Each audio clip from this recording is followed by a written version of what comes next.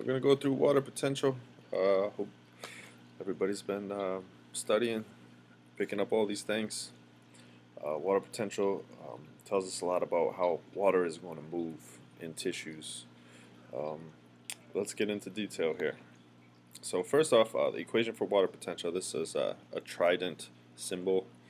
It's the symbol for psi. So we would say that this is psi sub p, subscript p. So psi sub p, psi sub s, psi sub w, and the equation is psi sub p plus psi sub s equals psi sub w. Psi sub w is what we're concerned with here. It's water potential. In order to calculate water potential, you need to have the solute potential and an idea of the pressure potential. Because when you add these two things together, you're going to be able to determine a numeric value for water potential.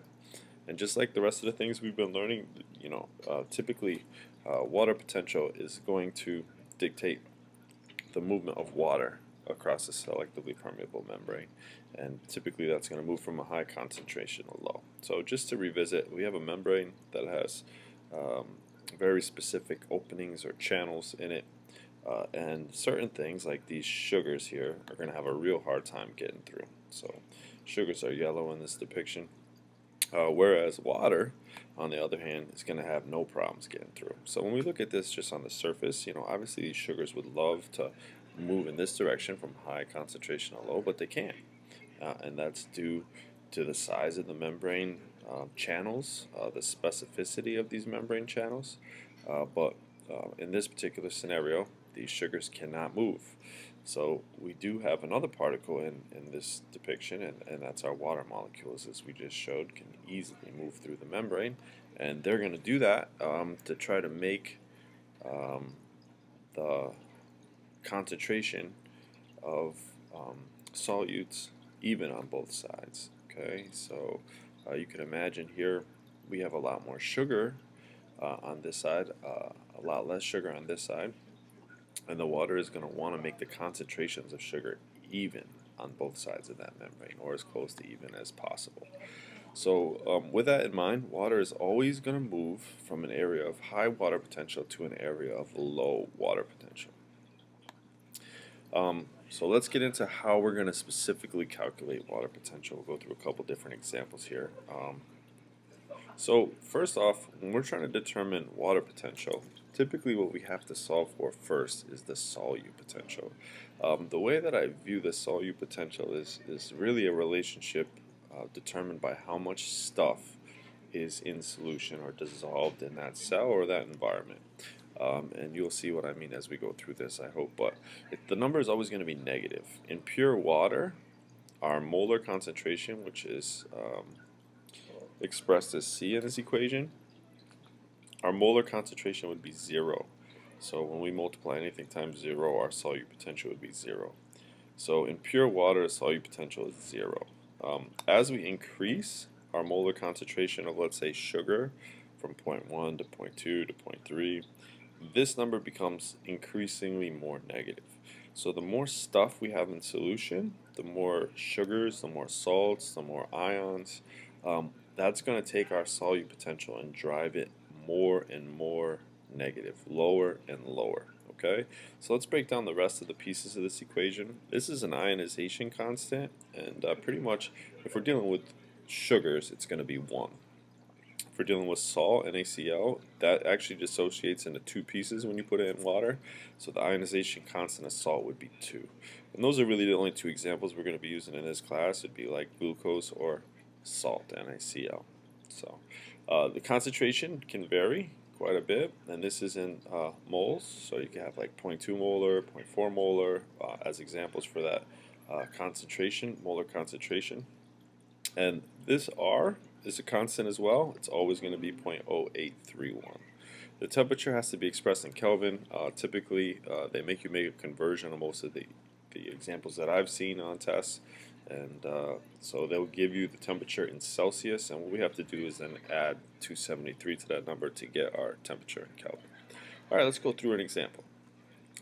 And so we have a beaker filled with 0.2 molar glucose in this example. Okay, and this is resting at a temperature of 22 degrees Celsius. So let's start plugging in numbers where we understand them to go.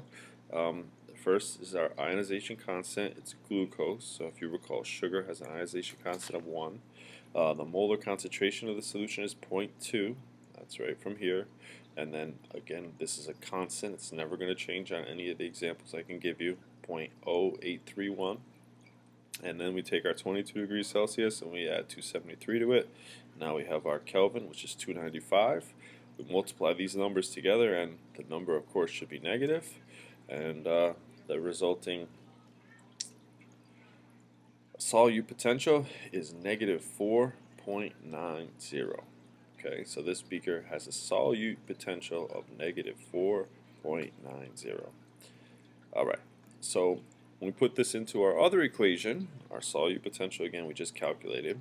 This is an open beaker, and open beakers are always going to have no pressure, right? Even if we increase the water in here, there's no pressure, it's not closed, so the pressure is always going to be 0 in an open beaker. So when we add negative 4.9 to our pressure potential, which is 0, our overall water potential of this beaker is negative 4.90. So our water potential equals our solute potential. Let's go through another example here just so we make sure we got this down. Let's up our molarity. So now we're dealing with a beaker full of 0.4 molar glucose. And so everything is going to be the same in the equation. I left the temperature the same, so 295.0831. 0.4 is the only difference, and that is right directly from the molarity of the solution. And when we do that math out, what we're getting for a solute potential here is negative 9.8. So this beaker has a solute potential of negative 9.8. So let's look at this in terms of water potential now. So the solute potential is negative 9.8, the pressure potential is 0, and so we add these two together. The water potential of this beaker is negative 9.8. Again, I just will reiterate, open beaker, 0 pressure. Alright, so when we compare these two, what we're seeing is this first scenario, we had less solutes. That made our solute potential less negative. Okay?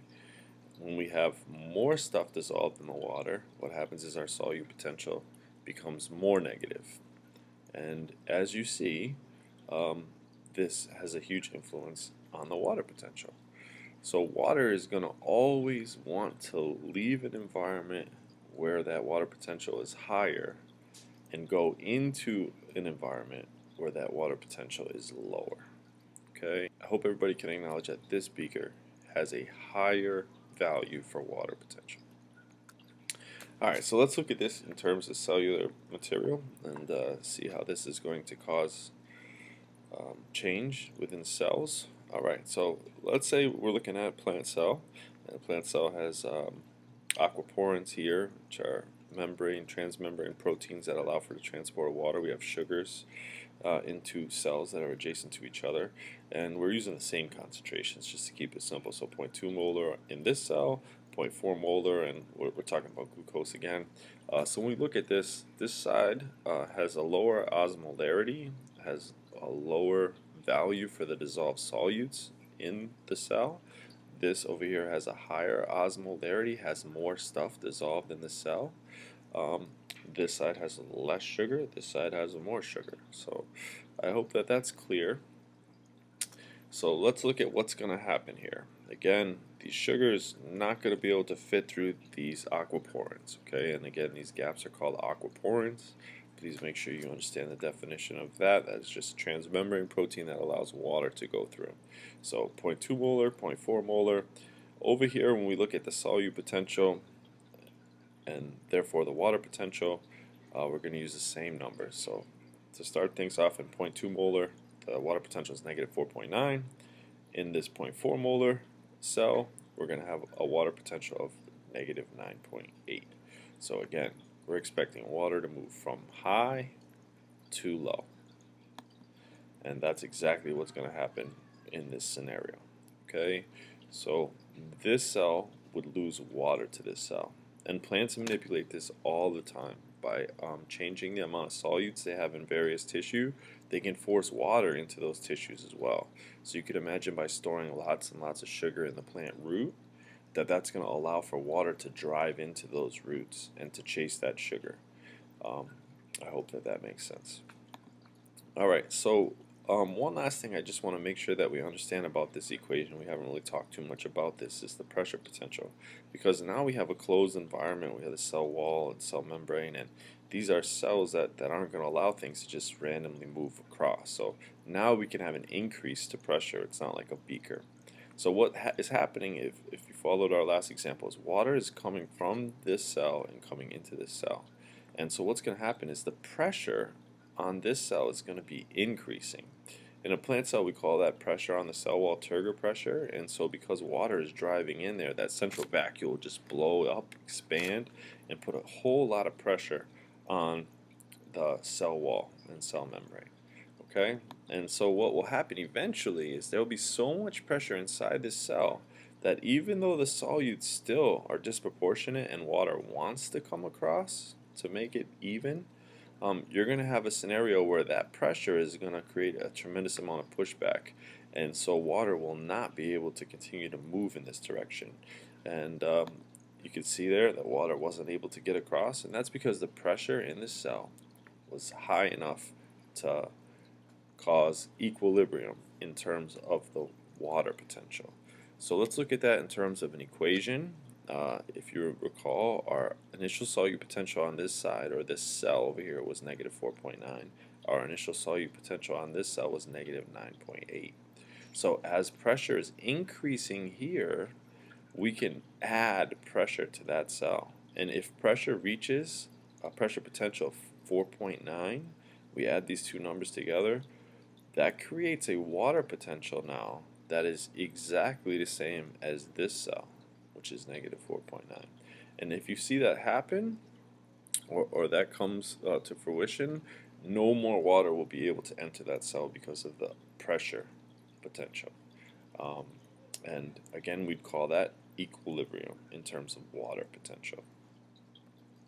And that's it for water potential. Hope that that was clear. Take it easy.